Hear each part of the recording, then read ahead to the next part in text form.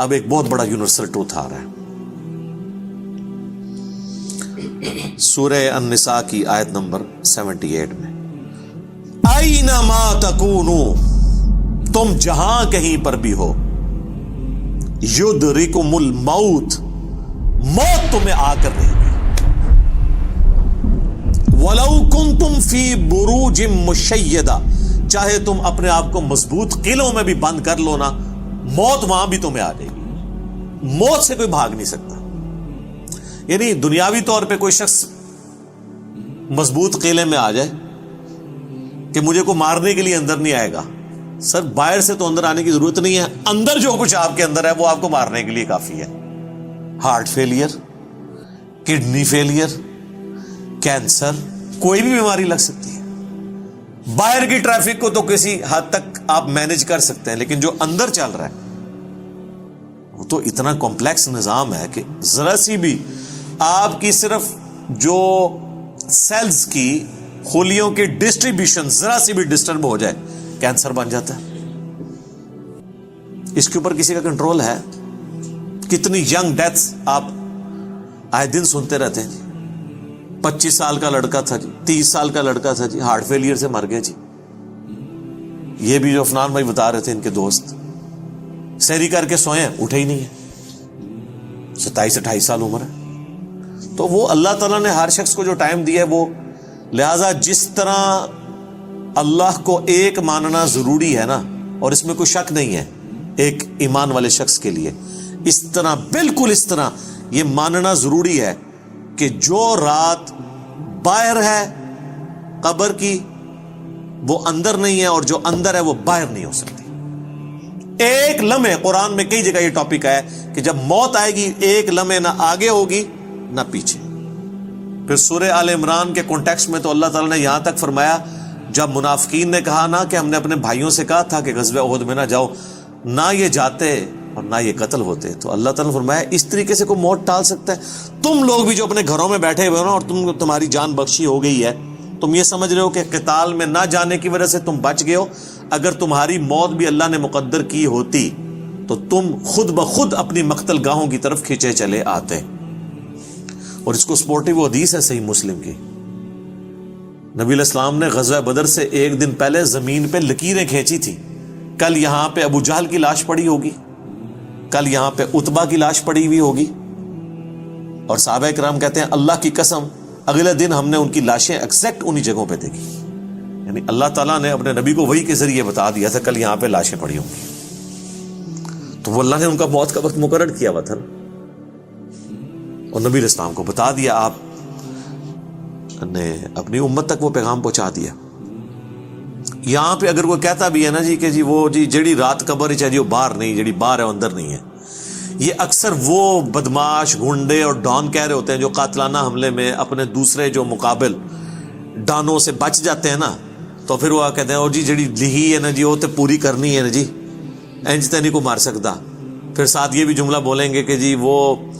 جو ہے نا مارنے والے سے بچانے والا جو ہے وہ ذات بڑی ہے. او بھائی مارنے والے بھی اللہ کی ذات ہے،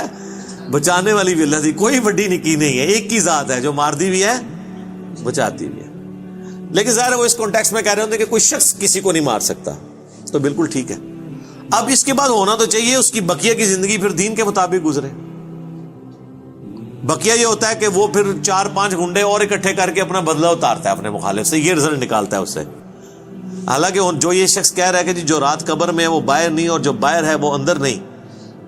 اس کے بعد تو پھر اس کی زندگی چینج ہونی چاہیے نا، اسے اپنی موت اتنی سامنے دیکھ کے اسے اپنی آخرت کی تیاری کرنی چاہیے نا. لیکن وہ سورۃ الانعام میں ہے، اللہ تعالیٰ نے تو اس سے بھی بڑی بات کی ہے کہ جو نافرمان لوگ ہیں نا، اگر ہم انہیں دنیا میں دوبارہ بھی بھیج دینا تب بھی یہی کام کریں گے. یہ ہم نے سر خود دیکھا ہے، یہ آبزرو کیا ہے. میرے اپنے آفس کے کولیگ ایک دفعہ کراچی سے فلائٹ لے کے تو وہ آ رہے تھے اسلام آباد، تو راستے میں کافی زیادہ موسم خراب ہو گیا. تو اور آپ کو پتہ ہے جب موسم خراب ہوتا ہے تو جہاز تو پھر ایک کٹی پتنگ کی طرح ہے نا، تیز ہوا کے اندر اس کو آپ لینڈ نہیں کروا سکتے، اور اڑے گا بھی تو کتنی دیر اڑے گا، ایسی جگہ لے کے جانا پڑے گا جہاں پہ موسم ٹھیک ہو, اور ادھر پہنچنے سے پہلے اگر فیول ختم ہو گیا پھر تو جا کے وہ جنت یا جہنم میں ہی لینڈ کرے گا, دنیا میں نہیں لینڈ کر سکتا. تو وہ کہتے ہیں کہ جی بس جو لینڈنگ سے تھوڑی دیر پہلے ہی موسم خراب ہو گیا تو وہ پھر جہاز دوبارہ اٹھا لیا اس نے, پائلٹ نے, لیکن وہ جہاز قابو میں نہیں آ رہا تھا. اور آپ کو پتا ہے وہ پھر اچانک جو ہے نا کافی زیادہ گہرائی پہ وہ نیچے آتا ہے جہاز, یعنی ہوا میں اگر وہ سپوز تقریباً یہ 747 تو 10 کلومیٹر ہائٹ تک اڑتا ہے, تو وہ ایک کلومیٹر ایک سیکنڈ میں ایک دم نیچے آتا ہے. وہ جب ایک دم نیچے آتا ہے نا تو وہ ظاہر ہے کہ اگر آپ نے سیٹ بیلٹ نہیں باندھی ہوئی تو آپ جا کے تو جہاز کی چھت سے جا کے لگیں گے, تو وہ بیلٹ پہلے بندھوا لیتے ہیں. اور پھر وہ اتنی زور سے کانپتا ہے, یہ تو میں نے خود بھی چائنا کی فلائٹ میں ایئر پاکٹس آتی ہیں پاکستان سے چائنا جاتے ہوئے, اتنی زور سے کانپتا ہے وہ جہاز کہ لگتا ہے کہ وہ یہ ابھی ٹوٹ جائے گا, ٹکڑے ٹکڑے ہو جائے گا. کیونکہ وہ ویسے تو انہوں نے ظاہر ہے وہ ہمارے علماء کرام نے تو نہیں بنایا ہوا کہ ناخالص ہو, وہ یعنی بڑا صحیح ڈیزائن کیا ہوتا ہے انجینئرز نے, اور اس کے اندر پوری ایک شاک ابزارو کرنے کی صلاحیت ہوتی ہے. وہ ہلتا بھی رہنا, وہ ٹوٹتا نہیں ہے, اس میں کافی ٹرسز لگا کے لچک موجود ہوتی ہے. بہرحال پھر بھی جو بندہ اندر بیٹھا ہوا ہے اس کو تو یہ سارے لوگ تو سائنسدان تو نہیں بیٹھے ہوتے, اور لگتا ہے کہ جناب ابھی جان گئی کہ, تو وہ جناب وہ کہتے ہیں کہ جی یعنی اس طرح لوگ کلمے پڑھ رہے تھے اور جناب چیخو پکار استغفر اللہ, جیسے کہ ابھی اگر اللہ نے ان کو دوبارہ بھی دنیا میں بھیج دیا, کیونکہ اب تو ان کے آخری وقت ہی قریب آیا ہوا تھا نا, وہ تو یہ کنکلوڈ کر لیا, تو یہ اب جاتے ہی جو ہے نا ادھر سے مطلب سیدھا گھر نہیں جائیں گے, یہ مسجد میں جا کے پہلے وہ سنت والے 2 نفل پڑھیں گے جو سفر سے واپسی میں پڑھے جاتے ہیں. اور جتنی بے پردہ عورتیں اتریں گی یہ اتر کے اب جا کے پردہ یعنی وہ, بلکہ یہ جہاز میں بیٹھی ہوں گی اور موبائل پہ کہیں گی کہ جی برقع جو ہے خرید کے لے کے آؤ, ادو تک میں لینا ہی نہیں جہاز تو جدو تک کہ منو کو برقع نہیں دے گا, ٹھیک ہے نا جی. اور جو ہے نا وہ نماز کا ٹائم ہوا ہے تو وہ جہاز میں پہلے نماز پڑھیں گے تب نیچے اتریں گے, لیکن ایسا کوئی نہیں ہوتا. اس ٹائم چیخیں ہوتی ہیں اور لگتا ہے کہ جناب گئے کہ گئے. تو وہ کہتے ہیں خیر وہ سٹیبل ہوا, وہ سیالکوٹ لے گئے اس جہاز کو, تو وہ جب اتارا تو جناب اب لوگ چیخو پکار کر رہے ہیں جی ہمیں جہاز سے باہر نکالیں, لیکن جہاز کا تو اصول ہے, وہ کہتے ہیں نہیں جی جدھر کی سواری ہے وہی اتاریں گے, تھوڑی دیر ریسٹ کریں گے, جب موسم ٹھیک ہو تو دوبارہ اڑیں گے. اب جو موت سامنے دیکھ کے ایک بار تازہ لینڈ کیا ہو, وہ کہتا ہے جی جناب تو وہ بتا رہے تھے کہ جہاز میں جناب انہوں نے منتیں کی. اب لاہور کی سواریاں تھیں جو وہ بھی کہہ رہی ہیں کہ جی آپ ہمیں یہاں پہ ہی اتار دیں, اسلام آباد پشاور کی سواریاں بھی تھی, وہ کہہ رہی تھی سیالکوٹ سے جناب ہم, کئی لوگوں نے کہا اسی پیدل چلے جائیں گے جناب, سانو لاؤ ہوئے تھے جہاز تو لاؤ تلے, ٹھیک ہے. تو وہ لیکن ان کا ایک اصول ہوتا ہے, وہ انہوں نے یہ چیک کیا کہ بھی جو سیالکوٹ کے یا قریبی علاقوں ان کو تو اجازت دے دی, لیکن دور والوں کو نہیں جناب آپ کو چھوڑ کے, وہ کہتے ہیں جناب مہربانی کرو سانو چھوڑ کے نہ ہو. تو اس طرح موت کا یعنی روب طاری ہوا ہوتا ہے. تو یہ یعنی بات کرنا آسان ہے, جب موت سامنے آتی ہے نا بڑے بڑے لوگ, اور یہ سورۃ النام میں جو اللہ تعالیٰ نے فرمایا نا کہ ہم انہیں دنیا میں دوبارہ بھیج دیں یہی کام کریں گے, تو یہ کرنا شروع ہو جاتے ہیں نا. میں خود اسلام آباد میں پشاور موڑ جو ہے نا G8 مرکز, اسے پشاور موڑ بھی کہتے ہیں, جس طرح G9 مرکز اسلام آباد میں اسے کراچی کمپنی کہتے ہیں. تو ادھر میں ایک دفعہ ایک ٹیکسی میں نے لی, تو وہ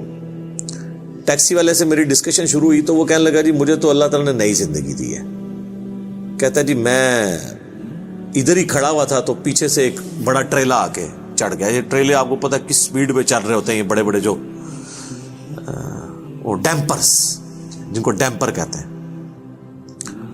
اور کہتا ہے جی میں تو گھر والے بھی آ کے بس سارے رشتہ دار کے کر کے مل کے جا رہے تھے. شفا انٹرنیشنل میں وہ کئی ہفتے تک وینٹیلیٹر کے اوپر رہا. وینٹیلیٹر پہ اس طرح کے جو لوگ ہیں بہت کم ہی ہوتا ہے کہ واپس آئیں. پھر آہستہ آہستہ ریکوری ہو گئی, یعنی وہ تو موت کے منہ سے بلکہ نئی زندگی لے کے واپس آیا.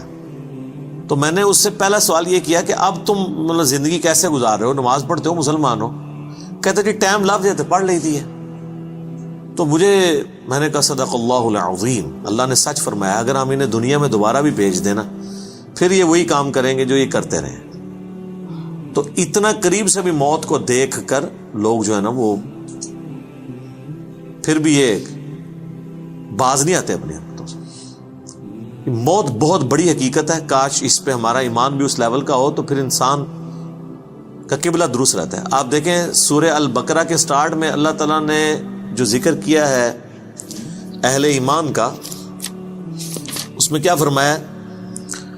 والذین یؤمنون بما انزل الیک، وہ ایمان لاتے ہیں جو اے نبی تمہاری طرف نازل ہوا، وما انزل من قبلک، اور جو نازل ہوا تم سے پہلے، اس پہ ایمان رکھتے ہیں، وبالآخرۃ ہم یوقنون، اور آخرت پہ یقین رکھتے ہیں۔ آخرت کے لیے ایمان کا لفظ بھی کافی نہیں، اللہ نے سمجھا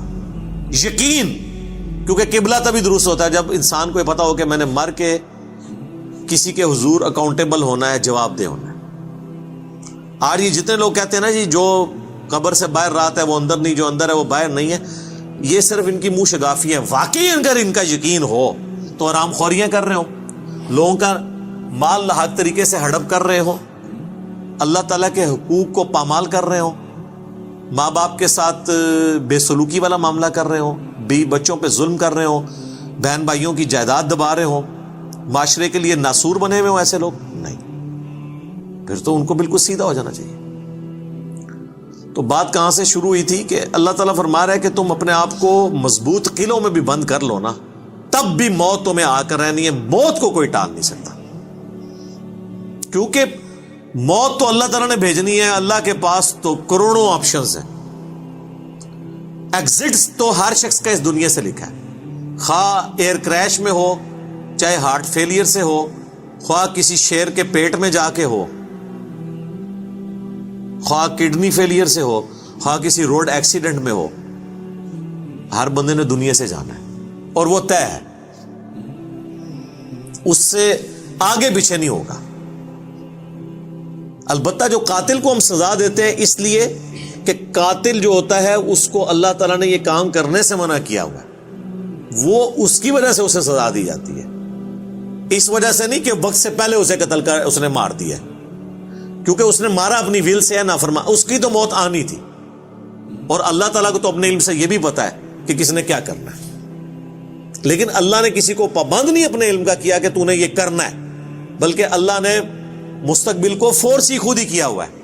جس طرح ایک استاد جب کسی نالائق شاگرد کو پیپروں سے ایک ہفتہ پہلے کہتا ہے کہ پتر تو تے فیل ہو جانا ہے، اور وہ فیل ہو بھی جائے تو اس استاد کو آگے نہیں گلا کر سکتا ہے وہ اسٹوڈنٹ کے، سر جی تہاڈی زبان بڑی کالی ہے، تسی کیا سی تاں میں فیل ہویا، میں نے بڑی محنت کی سی، نہیں۔ تو اللہ تعالیٰ کو تو ڈیوائن علم بڑا کامل ہے، وہ مستقبل کے بارے میں فورس ہی کرتا ہے۔ اب رہا یہ معاملہ کہ اللہ نے ہمیں اس آزمائش میں ڈالا کیوں ہے، تو وہ اللہ نے اس کو بیان کر دیا، لا یسأل عما یفعل، اللہ کو کوئی نہیں پوچھ سکتا کہ اس نے یہ کیوں کیا، وہم یسألون، اور اللہ ہر ایک کو پوچھے گا۔ تو ابھی تو فی الوقت اللہ نے جس امتحان میں ڈالا ہے اس میں آپ نے گیون سرکمسٹانسز میں پرفارم کرنے کی کوشش کرنی۔ ہماری ایک اکیڈمی کے بڑے قریبی ہمارے ممبر عمر بھائی فوت ہو گئے آلموسٹ 37 ایئرس کی ایج میں، اللہ تعالیٰ ان کی مغفرت کرے، اور ماشاءاللہ انہوں نے اپنی ینگ ایج کے اندر اپنے عقیدہ توحید کی اصلاح کی، اپنے گھر والوں تک اصلاح پہنچائی، اپنے والدین تک پہنچائی۔ خوش قسمت ہوتے ہیں وہ لوگ جو جوانی میں خود بھی توبہ کرتے ہیں اور اپنے بوڑھے بوڑھے 70-80 سال کے ماں باپ جو روایتی دین کو، قبر پرستی کے دین کو لے کے چل رہے ہوں، بزرگ بابوں کے دین کو، ان کو بھی وہ اپنے ساتھ اس رائے حق پہ لانے میں کامیاب ہو جائیں، یہ نصیب والوں کا حصہ۔ تو ان میں سے ایک ہمارے وہ عمر بھائی بھی تھے،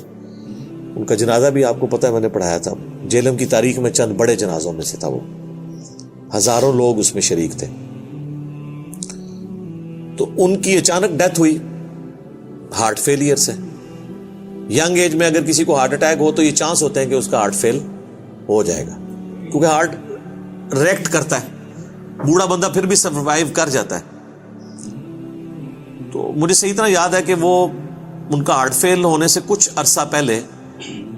کی بات ہے، 2017 میں جب میرے پہ پہلی دفعہ مرڈر اٹیمپٹ ہوئی 28 اکتوبر کو، اور اس میں میرا کافی خون بھی ضائع ہوا، کافی زیادہ زخم آیا، آپ لوگوں کو پتہ ہے۔ تو اس کے بعد میں عمر بھائی کے پاس ایک دفعہ گیا، ان کے شاپ پہ، ان کی فرنیچر کا بہت بڑا کاروبار ہے جیلم میں، تو میں نے گپ شپ شروع ہوئی تو مجھے کہتے ہیں علی بھائی میں چاہ رہا ہوں آپ کے لیے نا کوئی باڈی گارڈ رکھ دیتے ہیں تو میں اس کی پیمنٹ کر دیا کروں گا. تو میں نے ان کو کہا کہ میرے بھائی آپ کا ابھی تک یہ یقین کامل نہیں ہوا کہ موت کو کوئی ٹال نہیں سکتا. تو پھر میں نے ان کو یہی آیات کوٹ کی تھی کہ اپنے آپ کو مضبوط، اینما تکونوا یدرککم الموت ولو کنتم فی بروج مشیدہ، تم جہاں کہیں بھی ہو موت تمہیں آ کے دبوچ لے گی، خواہ اپنے آپ کو مضبوط قلعوں میں بھی بند کر لو. تو میں نے ان کو بھی یہ بات سمجھائی. میں نے کہا میرے بھائی باہر کی ٹریفک کو تو آپ کنٹرول کر سکتے ہیں، کسی حملہ آور کو تو آپ روک سکتے ہیں، اندر جو اتنی کمپلیکس ٹریفک ہے، روزانہ میرا دل 1,00,000 دفعہ دھڑک کر 10,000 لیٹر خون پمپ کرتا ہے میری نسوں میں، اس ٹریفک کو کون کنٹرول کر سکتا ہے؟ 25 دفعہ ڈریسز کرتے ہیں روزانہ میرے گردے، یہ کام کرنا چھوڑ دیں، اس کو کون کنٹرول کر سکتا ہے؟ 23,000 دفعہ آلموسٹ پھیپڑے سانس اندر کرتے ہیں، اتنی دفعہ باہر کرتے ہیں. اب تو یہ کورونا کی وجہ سے لوگوں کو پوچھے نظر ان کو سانس لینا کتنا مشکل ہو رہا ہے، ریکوری ہوتے بھی کئی مہینے لگتے ہیں. یہ سانس ہمیں خود لینا پڑ جائے نا یاد کر کے، ایک دن نہیں آپ سانس لے سکتے. 12,000 دفعہ ہماری یہ پلکیں جھپکتی ہیں، اور یہ اگر آپ کو روزانہ یوں کرنی پڑ جائے تو بس پھر آپ کوئی اور کام نہیں کریں گے، یہی کرتے رہیں گے. تو یہ سب کچھ میری مرضی کے بغیر اللہ تعالیٰ یہ سارے معاملات کو لے کے چل رہا ہوتا ہے. تو ہم باہر کی ٹریفک کو تو شاید مینج کر لیں کسی حد تک، وہ بھی کنفرم نہیں ہوتا. کئی بار روڈ ایکسیڈنٹ میں آپ دیکھتے ہیں لوگ اپنی